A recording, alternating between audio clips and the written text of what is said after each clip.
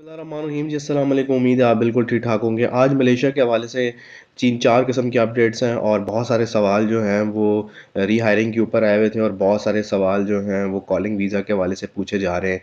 और एक बहुत ज़्यादा डिबेट जैक फोरम के ऊपर छिड़ी हुई है जी कि मलेशिया में जो सैलरीज़ हैं वो क्या वाक़ई बढ़ी हैं कि नहीं बढ़ी, इसके ऊपर आज हमने बात करनी है। इसके अलावा बहुत सारे लोगों का एक कॉमन सवाल है जनाब कि रीहायरिंग में लोगों को बहुत सारे मुश्किलात का सामना करना पड़ रहा है। क्या-क्या मुश्किलात का सामना करना पड़ रहा है, वो सारी की सारी चीज़ें हम डिस्कस करेंगे।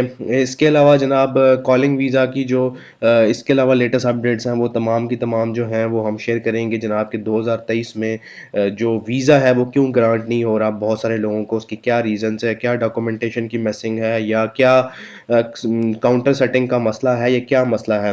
बहुत सारे लोग ये सवाल कर रहे हैं जी कि हमने 2022 में सितंबर में, अक्टूबर में, अगस्त में जनाब अपना मेडिकल करवाया था, हमने डॉक्यूमेंट एजेंट को दिया था, लेकिन अभी तक जो है वो एजेंट की तरफ से कोई भी हमें कोई अच्छी न्यूज़ सुनने को नहीं मिली। क्या हमारा वीज़ा जो है वो एक्सपायर हो चुका है या हमें कॉलिंग मिलेगी कि नहीं मिलेगी।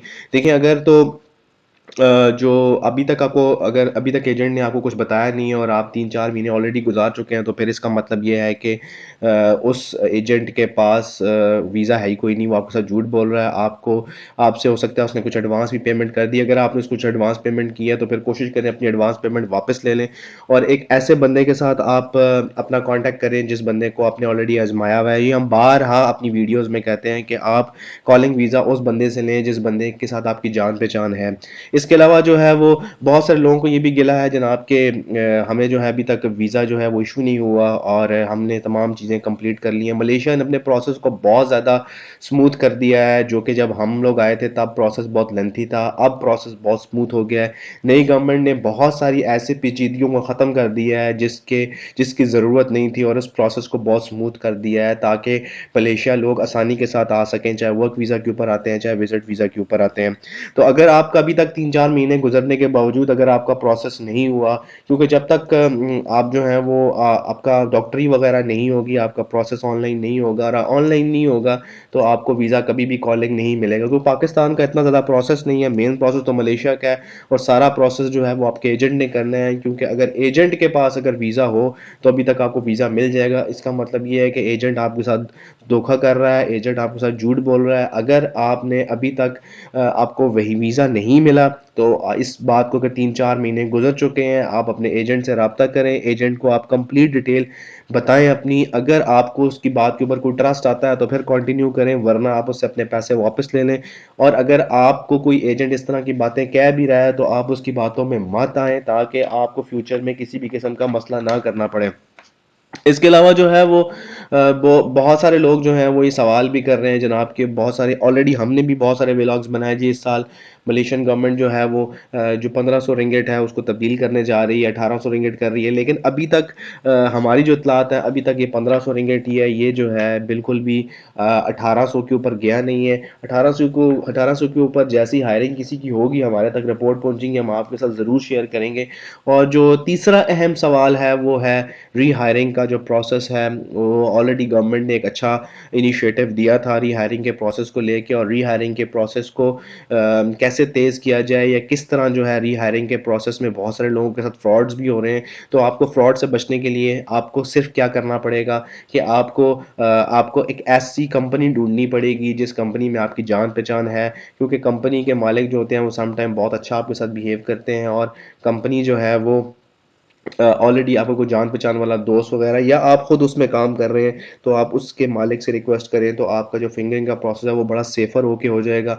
आपको पैसे भी कम देने पड़ेंगे, आपके एजेंट भी आपसे कम पैसे चार्ज करेगा, और एजेंट जो है वो नॉर्मली पैसे ज़्यादा चार्ज करते हैं। और रीहायरिंग के प्रोसेस उसमें बहुत सारे फ्रॉड्स हो रहे हैं लोगों के साथ। आप रीहायरिंग के प्रोसेस में फ्रॉड से बचने के लिए उसका तरीकाकार ये है कि आप एक ऐसा बंदा ढूंढें जिसके ऊपर आपको ट्रस्ट है, जिसके ऊपर आपने आजमाया हुआ है, जिससे आपने रीहायरिंग का प्रोसेस कभी लिया था या आपने कभी कॉलिंग ली थी। बहुत सारे लोग जब किसी एजेंट्स के साथ काम करते हैं 1-2 दफ़ा 3 दफ़ा, तो वो उस एजेंट के ऊपर ट्रस्ट कर लेते हैं, लेकिन आपने एडवांस पेमेंट किसी को नहीं देनी, क्योंकि बहुत सारे लोगों के साथ एडवांस पेमेंट लेने के बाद भी रीहायरिंग में लोगों को फिंगर में हेल्प नहीं किया गया। तो दूसरा ये है कि आपको अगर थोड़ा-सा प्रोसेस आपने स्मूथ करना है और थोड़ा-सा सस्ते में करना है, तो जिस जगह पे आप काम कर रहे हैं, आप उसी मालिक से रिक्वेस्ट करें। सम टाइम मालिक जो है वो आपको हेल्प आउट कर देते हैं, उससे आपको फ़ायदा ये होगा कि आपका जो फिंगरिंग का प्रोसेस है वो बहुत जल्दी हो जाएगा, और आपका जो प्रिंटिंग का प्रोसेस है वो बहुत जल्दी हो जाएगा, और आपका ट्रस्ट भी होगा। रही बात पैसों की, तो आप पैसे तो डेफ़िनिटली जिस कंपनी में आप काम कर रहे हैं, आपको एडवांस भी नहीं देने पड़ेंगे, आपका रिस्क फैक्टर और मिनिमाइज़ हो जाएगा।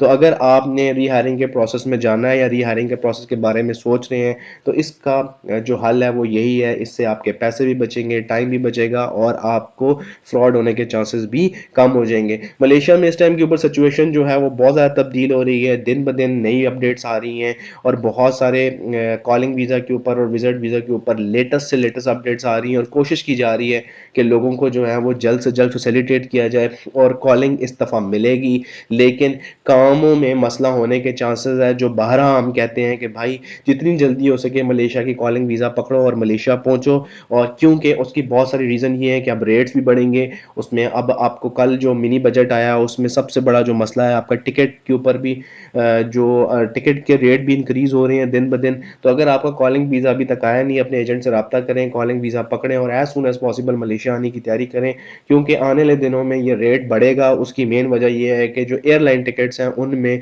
फ्लक्चुएशन बहुत ज़्यादा है, उनमें दिन ब दिन घंटे के बाद तब्दीलियाँ हो रही हैं, क्योंकि हमारी करेंसी डॉलर के अगेंस्ट बहुत ज़्यादा डीवैल्यू हो रही है, और टैक्सेस भी लग गए हैं, जिस वजह से जो ओवरऑल इम्पैक्ट है कॉलिंग वीज़ा का वो लोगों के ऊपर पड़ेगा, और उसके ऊपर आपके ऊपर भी पड़ेगा। अगर आप मलेशिया आने का सोच रहे हैं, मलेशिया आने का प्लान कर रहे हैं विज़िट के ऊपर या कॉलिंग वीज़ा के ऊपर, तो अपने प्रोसेस को जल्द से जल्द आप स्टार्ट कर लें, ताकि आपके पैसे बच सकें। फिर भी आपको कोई सवाल है आप हमें कमेंट सेक्शन में पूछ सकते हैं। उम्मीद करेंगे जी आप हमारे चैनल को लाइक एंड सब्सक्राइब कर लेंगे, घंटी के आइकन को दबा लेंगे। मिलते हैं एक नई वीडियो के साथ, मलेशिया के हवाले से किसी और मुल्क की नई वीडियो के साथ, लेटेस्ट अपडेट के साथ। अपना बहुत ख्याल रखिएगा।